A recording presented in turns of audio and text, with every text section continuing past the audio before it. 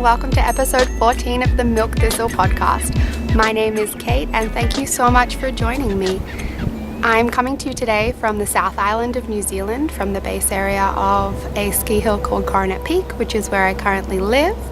And this is a very sporadic podcast about the fiber arts.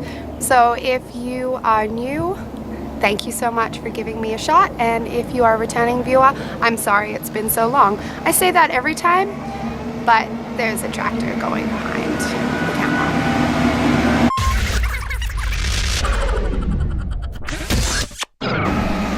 Okay, I think the tractor is far enough away that you can't hear it.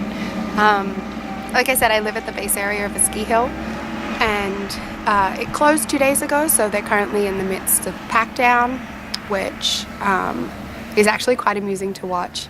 I can see the hill behind the camera, but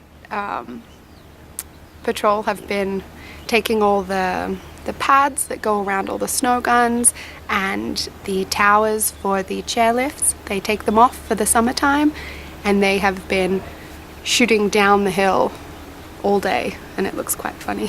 So your view is much prettier though than a end of season ski hill that's mostly grass and not so much snow. Anyway, thank you so much for tuning in. It's been a little while. I think it's been almost 2 months since I put my last episode out, so I have no idea what I have and haven't shown you.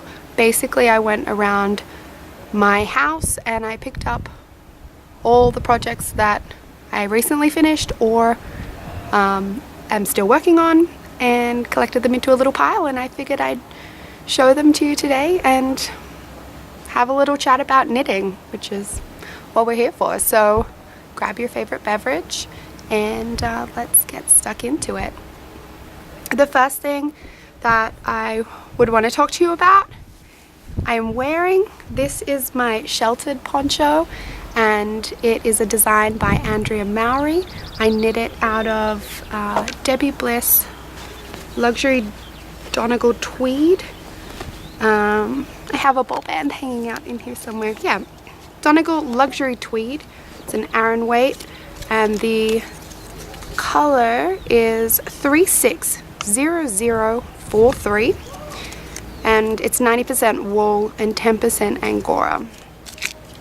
So this is the color in the ball and the ball band if you're interested. But this is a beautiful poncho with a really big pixie hood. Yeah, so it comes right down over my face. But it's nice and warm. It's knit flat in 2 pieces, and then you join and pick up stitches for the hood, and you don't have to put the hood on. You could just leave it as a cowl, but I thought the hood was really cute. I haven't really worn the hood much, but I like the way it looks hanging down the back of the garment. So it's a really simple construction, but Andrea Mowry's use of simple techniques to get beautiful results that look way more complicated than they are is kind of amazing. So there are faux seams, there is 2 different stitches that you use. Most of it's in stockinette, and then across the top it's in a broken stockinette, which you just twist the stitches on every second row, so either the purl or the knit stitches. I twisted the knit stitches. So I'll stand up so you can see it. It has this, excuse the wind, has this lovely faux seam that goes down the front and across where the stitches change. As you can see, it's quite a wide floaty garment. It's the same back and front, and then there are just garter bumps for the edge. It's really lovely. I'll see if I can get a better picture, but I think it's showing up okay. You can tack together just here with 1 stitch. I haven't done that yet. I wanted to see how it sat when I just left it open, but I may tack it down and see if I like that better, and if I don't, I can just cut it back open, because I really do enjoy the floatiness of it, and it's kind of perfect at the moment because it keeps you warm, but your arms are still out, because it's springtime here, so it is a little chilly. I mean, I'm still in the mountains, but it is not freezing anymore. As you can see, the sun is out. Sorry if I'm a bit shiny. I've got lots of sunscreen on because it's very hot. Well, I think it's about 7 degrees Celsius, but it's warm. The sun is hot, and I didn't feel like getting sunburnt today. So yeah, I used needles to knit this with. They were circular needles. They were Addies, and I will insert the details of what size they were because I can't remember off the top of my head. I finished this, took me about a month, and I finished it about almost a month ago. So super duper happy with how it turned out. I do have a Ravelry page. I've got a Ravelry page that has all the details of the notions and yarn and whatnot that I used for it. But I'm super duper happy with it, and it's soft and fluffy and tweedy and makes me really happy. So that, oh no, I finished something else.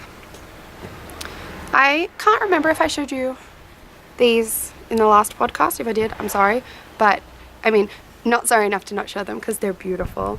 So these are vanilla socks that this is a club colorway from the Cozy Knitter from earlier this year, and it's called, sorry, there's a drone flying over my head. It's very noisy up here today, so I apologize if there's too much ambient noise.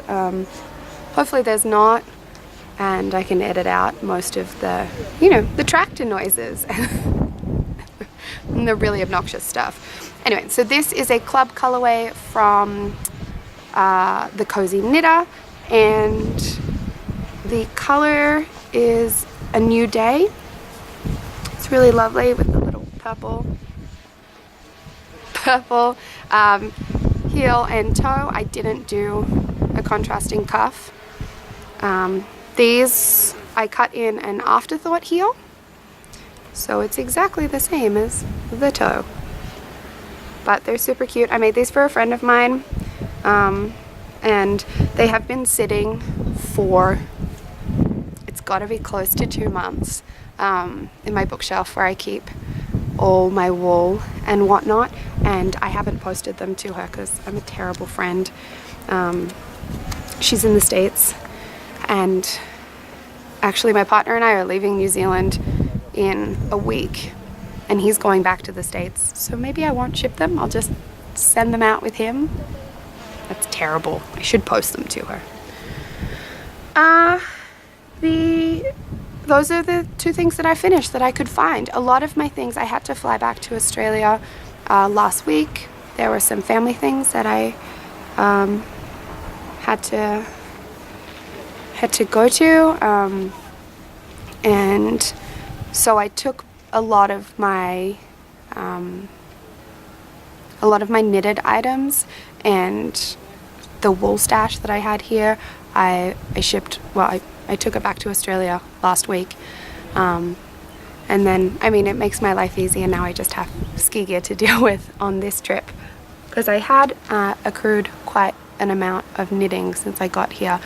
My mom was very happy that I took all that home, because she is currently, maybe she's landed, but she's going on a trip to France and Ireland, and I left all my hand knits at home except for this poncho and one shawl, and I said, take what you want. So she went shopping in my hand knits and packed quite a few of them to take on her holiday, so hopefully she and my hand knits have a good time. I'm sure they will. They're going to some beautiful places, so I can't wait to see all their pictures when Mum and Dad get home. So perhaps I will move on to works in progress Now, if you follow me on Instagram, there is something that has been dominating my feed the last little while, because I have been basically monogamously knitting on it. But firstly, I'm going to show you my socks, and then we'll do the grand finale of the big project. So these socks are opal, and I have no idea what the color is. The ball is in a bag of scraps that I've already taken back to Australia, so I can't even show you that. These socks, I haven't put the heel in for them yet, but I knit them as afterthought everything socks. So this is my cast on edge. So I started here and I knit. That toe wasn't there. That toe wasn't there. They were connected. So I just knit a giant tube. Then, same as you would for an afterthought heel, I went to the very center and I separated, and I've put the two toes in, and now I just have to put the heels in. I am using a blue wool for the contrasting heels and toes. It is, I think it's a Countrywide Happy Feet is the brand name, but it's a 75-25 wool nylon blend, and it's a very similar texture to the opal, so they go really well. And while there's not exactly a lot of blue, there's not actually any blue in the pattern itself, I thought the color went really nicely, and tonally I thought it matched. So I've got my little swan progress keeper that I put in when I counted this rows, so that I cut in for the toes at exactly halfway. That's my little marker. So hopefully those will be finished soon, but I have not touched them since I cast on the other project. This is another pair of socks that I have done very little on.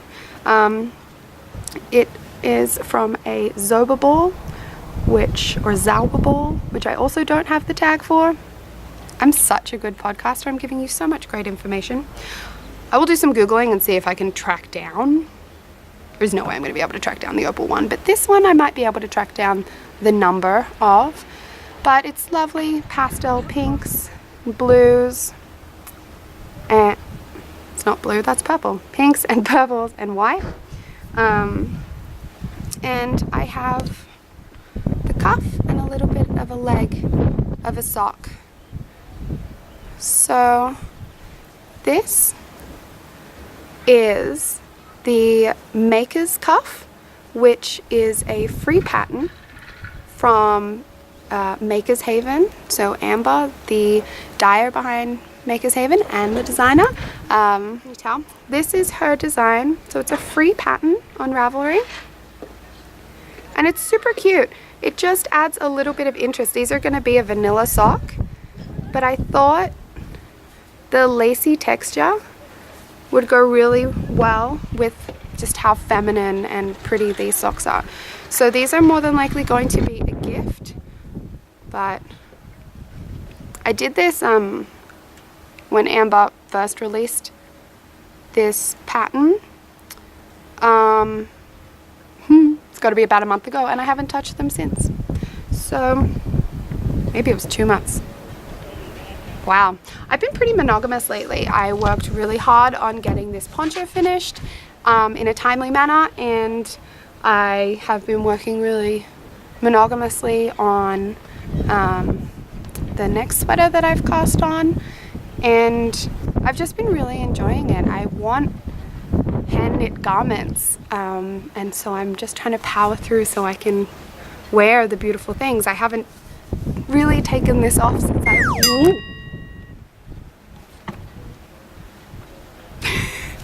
Sorry. It's windy out here today. So I haven't really taken this off since I finished it, and I love it. It's so nice. It was actually quite easy to block. I was worried that with the hood it would be difficult to block, but it laid out quite nicely. I mean, the hood took a little longer because it was folded over and I couldn't, yeah, it had to be doubled over to dry. So it took a little longer to dry than the rest of the garment, but yeah, wasn't too bad. Okay, so one more thing that I have been working on, not very much, but I haven't shown it to you in a little while. So this is my granny stripe scrappy blanket, and it's grown a little bit. It's not too wide. Sorry, it wasn't a big truck, but I figured it was going to be loud enough that you could hear it. So this is the crochet hook I'm using. It's a 2.75 millimeter size C crochet hook. I have been looking for this everywhere. I pulled apart my living room and oh my goodness. So this was rolled up. This was rolled up in the middle of it. Silly Kate. Oh well. I put it somewhere safe. Anyway, so this is my granny stripe blanket. I did not use a pattern.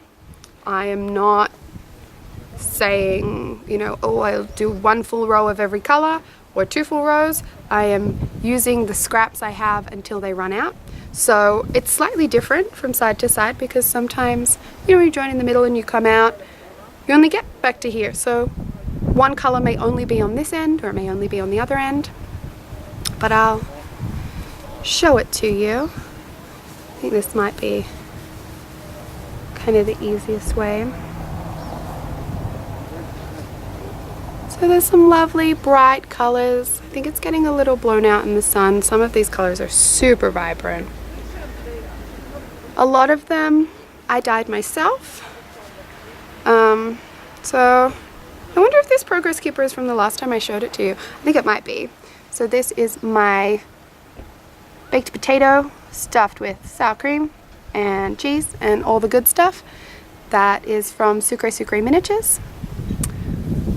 And yeah, so if that's where I was up to, I've done quite a bit on it since then. A lot of these colors, as I said, I've dyed myself. And a lot of them were just things I was experimenting with, different colors I was testing out. I got some new dyes and I wanted to see how they came out. I don't have a huge collection of minis. I've never bought minis. I've been given one, but the rest of them, they're just scraps from the socks that I make or the fingering weight projects that I make. So it comes along very slowly because if I don't buy them, I mean, currently I'm out of minis, or I'm out of scraps, so I haven't been able to work on it for a little while, but I'm finishing up a couple of, I'm finishing up a fingering weight project that has a couple of skeins in it, so I can, you know, wind off a couple of minis and put it in here. But yeah, it's slow going. I cast on 3, I'm fairly certain it was 333. That sounds like a number that I'd like. 333 stitches, and I'm using a 3 triple crochet cluster. If you're in the UK, it is a triple. If you are in the States, it's a double. But I didn't use a pattern. I've been crocheting for way longer than I've been knitting, and so I just made it up. I've done lots of granny square things before, so I kind of could just wing it. Okay. Are you ready? I'm so excited. It doesn't even fit in my bag. This is my Fringe Supply Co field bag, and it's very, very full. It's got a whole bunch of balls of wool and a jumper busting out the top of it. So this is my Sunset Highway pullover. I'll show you a picture. It's in black and white, but I'm sure you've seen it on Instagram. A lot of people are making it at the moment. It's beautiful. It's color work, but using speckled hand-dyed yarns, which is pretty cool. So it's by Caitlin Hunter, and I had been wondering if, because I've done some color work before, and I had been wondering if you could use, you know, speckled hand-dyed yarn in a color work project for a little while. And I mean, I guess I started a pair of mittens about a year ago, and they didn't turn out, but that wasn't because I'd chosen a speckled yarn. It was because I'd chosen two yarns that didn't have high enough contrast between the two of them, and so the color work just didn't show up. And then I didn't really play with any color work since then, but I always had it tossing around in the back of my mind that I wanted to do some color work with speckly yarns. And then when I saw this pattern, I was like, great, I'm not the only one thinking this. So while I didn't go with super speckly yarns for the color work, there is definitely a lot of speckles in the project. So it's knit top down, and it's got this beautiful color work yoke. So the green color is Maker's Haven Wild and Free. Then I have a natural white with some silver stellina. The grey, the dark speckly grey, I dyed myself. I have no colour for it. And then the main body is knit in Ziglindilos. So that's another colour of mine. I've knit a pair of socks out of it before. And the main body has silver stellina in it.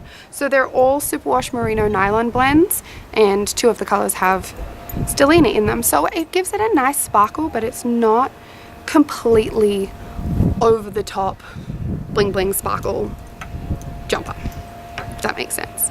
So for the sleeves, the pattern has almost elbow patches, and I decided to I wanted the darker grey speckle on my cuff, and so I changed it. I just did the top of the color work pattern, the kind of wave that was at the top of the elbow patch, and then I just continued on in the grey color for the rest of the sleeve. There are a couple of reasons I did that. I didn't know if I would love how big the elbow section was on me. Also, I wanted the grey on the sleeve. It's a slightly darker color than the light green, and cuffs always get dirty. I hope I'm not the only adult with this problem. I use that term lightly. I'm not very good at adulting, but I always get dirty. So I figured use a darker use a darker color, and it'll show up less. But I'm really happy with how it turned out. I really like the look of the sleeves. These little, I don't know if you can see them, progress keepers are on here marking my decreases for the sleeves. I didn't follow the decreases that were set out in the pattern, but I made sure that I got to the stitch count for the colorwork pattern. I actually went down from, I made the size medium, and I went down from the medium arm stitch count to the small arm stitch count, because in all the pictures that I'd seen, the arms were quite baggy and I didn't want them to have quite that much positive ease. So I'm happy with how they fit. I haven't blocked it yet, and I know it will stretch out a whole bunch being superwash, but thus far I'm liking the way it looks, and I'm happy if they stretch out a little bit, but I don't think I would have liked the really baggy sleeve that I was going to get with the larger stitch count. Yeah, I think that's the only, yeah, the sleeves were the only place that I altered things. The rest of it, I followed the pattern. So I'm really close to being finished with this one. I have to knit about an inch more on the bottom, and then there's just a little bit of ribbing, and then she can take a bath and be ready to be worn. Yeah, it's super light. It's done at quite a loose gauge. Yeah, it's knit at quite a loose gauge, so I think it will be a very wearable spring, autumn jumper. Especially, I'm going back to Australia in a week, and when I was there last week, it was so warm that there was no way I could have worn a jumper, but there will still be cool days and it gets cool in the evenings, so I'm hoping I can get some wear out of it. But if not, I'm looking to go back to the States for the upcoming Northern Hemisphere winter. Fingers crossed I get my visa, and hopefully it's not too cold as soon as I get there and I can get some wear out of this. If not, it will be a inside jumper. There's no way I'm not going to wear it. I also didn't twist in any of my floats, so it's probably easiest to see on the sleeves. Some of these floats here are really long, and they're going to drive me bananas when I'm trying to put my hand into it. So I'm just going to go back in and tack them down. I find that less tedious than twisting my floats in as I go. I am not very good at twisting floats in. Maybe if anyone's got a great technique for it, I would love to hear it. I find that my yarn gets super twisted up and it drives me bananas, so it's just easier to make super long floats and go in behind and just tack them down, which doesn't bother me at all. So yeah, I've still got a good amount of stretch to the fabric, so I think I've done okay with keeping the floats loose enough through this project. But yeah, is there anything else I want to say? I knit this on Knit Pro Carbons. My hair's just gonna go everywhere. I have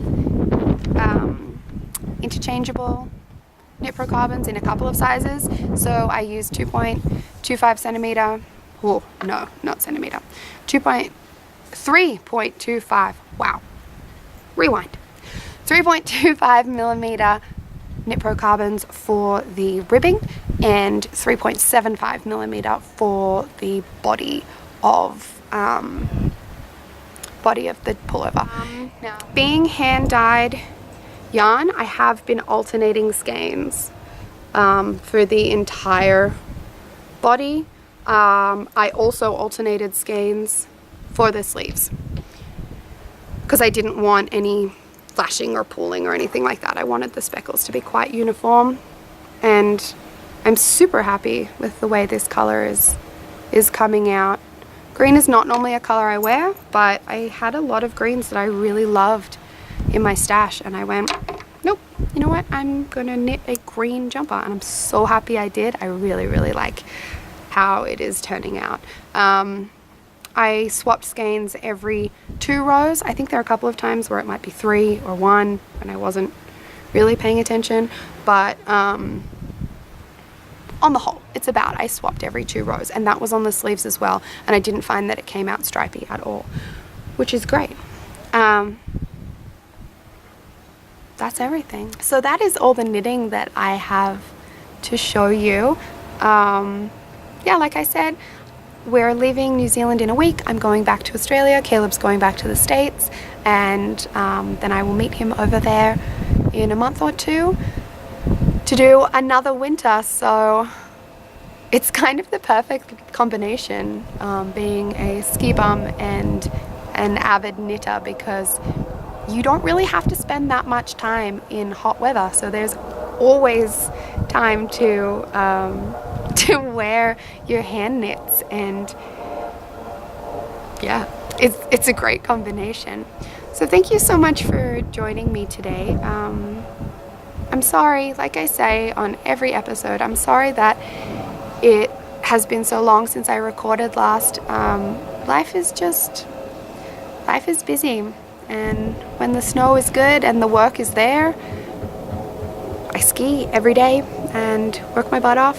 I'm really lucky that some of the jobs that I've had in the last couple of years, I get paid to ski, which is brilliant. Anyway, if you would like to know when I put a new video out, please hit the subscribe button below, and that's the easiest way. Otherwise, I generally post about it on Instagram, so you could follow me there, whatever makes you happy. Or you could just, jump on YouTube and whatever pops up, watch it. So if I popped up on your feed today, thank you so much for clicking. I know there are so many options and so many brilliant knitters and makers and people who put out amazing podcasts much more regularly than I do. So I really appreciate you spending some time with me, and I look forward to seeing you again soon. Bye. So I'm just packing up, and for those of you who are interested, this is the view that I was looking at. As you can see, the snow has started to melt, but I live really close to it. This is the building I live in. That's where the snow lives. View's not too bad either. Oops, sorry, table. Not very good at being a steady cam.